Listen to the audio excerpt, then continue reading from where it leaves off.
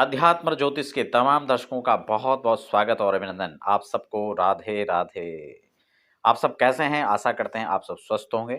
आज हम जो चर्चा करने वाले हैं उन युवान भाई बहनों के लिए हम लोग करने वाले हैं जो लगातार परिश्रम तो कर रहे हैं, लेकिन कहीं ना कहीं उस पुरुषार्थ का जो प्रतिफल है उन लोगों को नहीं मिल पा रहा है। एक शब्द है अड़चन। जिस किसी के जीवन में भी अड़चन है वो इस उपाय को कर सकते हैं। आप काम के लिए निकलते हैं, काम में बाधाएं आ जाती हैं। आप प्रमोशन के लिए तैयारी कर रहे हैं, प्रमोशन में दिक्कत हो रही है।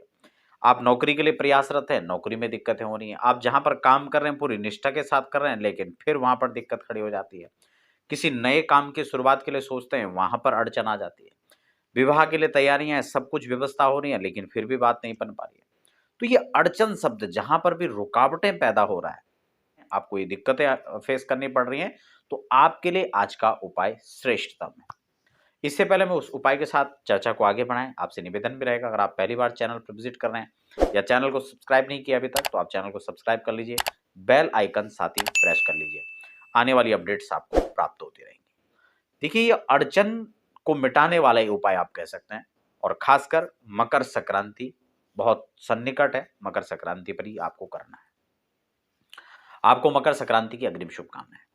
मकर संक्रांति को लेकर मैं पहले वीडियो में चर्चा कर चुका हूं, उसकी सारी जानकारी मैंने आपको दे दी, कब है, कैसा है, क्या क्या आपको करना है, A to Z।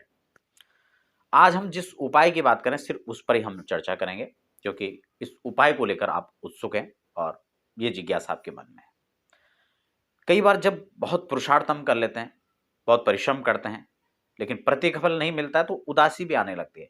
कहीं ना कहीं उसके प्रति उदासीन होने लगते हैं, और फिर एक मोमेंट ऐसा आता है कि जब आप शिखर पर पहुंच चुके होते हैं, लेकिन उसी हताशा के कारण आप पीछे हट जाते हैं। आपका काम होने ही वाला था, लेकिन बस इसी हताशा और निराशा से आप पीछे हट जाते हैं। इसलिए ऐसे भाई बहनों के लिए ये उपाय बहुत आवश्यक है।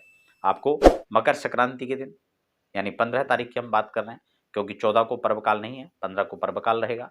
मकर संक्रांति को लेकर मैं जो डिटेल में चर्चा कर चुका हूं, आप उसको समझ सकते हैं क्या क्या प्रोग्राम कैसे कैसे रहेगा। लेकिन ये उपाय आपको 15 तारीख में करना है। ब्रह्म मुहूर्त में जो आपका रूटीन है उससे जल्दी उठें। ब्रह्म मुहूर्त का मतलब, ब्रह्म मुहूर्त होता है जब सूर्योदय न हो चुके हों, उससे पहले उठें। हालांकि जो लोग नहीं उठते उनके लिए तो भारी उपाय है, लेकिन जो लोग उठने में जिनको ज्यादा दिक्कत नहीं है उनके लिए ईजी है। तो उठने का प्रयास करें। कुछ खोने के लिए कुछ पाने के लिए कुछ खोना तो पड़ेगा, थोड़ा नींद छोड़नी पड़ेगी। तो आपको सुबह जल्दी उठना है, स्नान आदि करके, और आपको पीत वस्त्र या लाल वस्त्र पहनने हैं, या सफेद भी आप पहन सकते हैं, लाल हो तो बहुत अच्छा है। मस्तिष्क पर लाल तिलक रोली का आपको करना है, ठीक है। स्नान के जल में अगर गंगा जल मिल ले तो बहुत अच्छा, गंगा में ही स्नान हो जाए तो बहुत अच्छा, या पवित्रतम नदियों में स्नान हो जाए तो बहुत अच्छा। और हो सके तो आप शुद्ध ताजे जल से स्नान करें, क्योंकि कई लोग गर्म पानी के भी आदी होते हैं, ठीक है ना। तो चलो खैर वो मैटर दूसरा है, आप स्नान कर लें कैसे भी।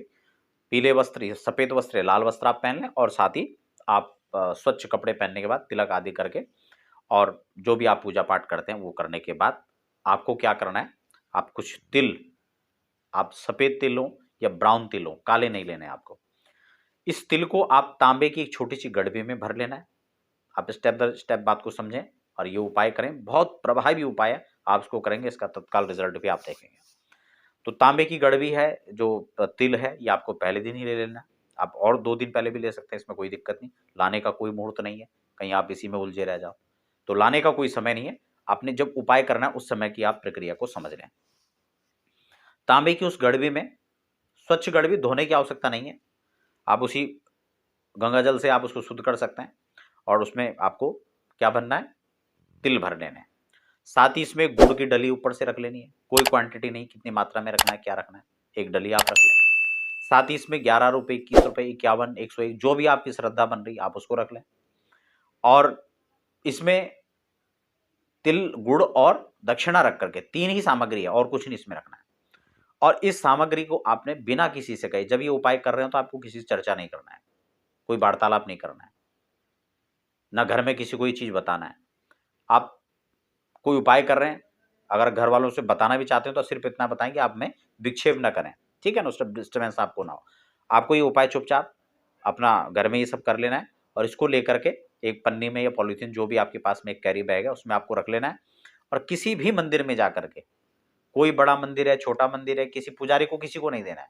आपने मंदिर में जाकर के अपनी अर्जी के साथ में, ये प्रार्थना के साथ में जो भी आपका काम है, कोई नौकरी के लिए होगा, कोई विवाह के लिए कर रहा होगा, कोई जिस भी कामना के लिए आप उपाय को कर रहे हैं, भगवान के आगे जाकर इस मंदिर में इस प्रसाद को या आप जो भी इसको समझें उपाय के तौर पर जो भी सामग्री है, इसको भगवान के आगे रख लेना है, अपनी अर्जी साथ में लगा करके आनी है। तो आप देखेंगे कि मात्र 21 दिन का इंतजार आपको करना पड़ेगा, उससे अधिक नहीं, उससे पहले ही आपका काम हो चुका होगा। मात्र 21 दिनों का अधिक से अधिक आपका जो है ये प्रतीक्षा हो सकता है, नहीं तो उससे कम दिनों में ही ये उपाय हो जाना है, आपको रिजल्ट मिल जाना है।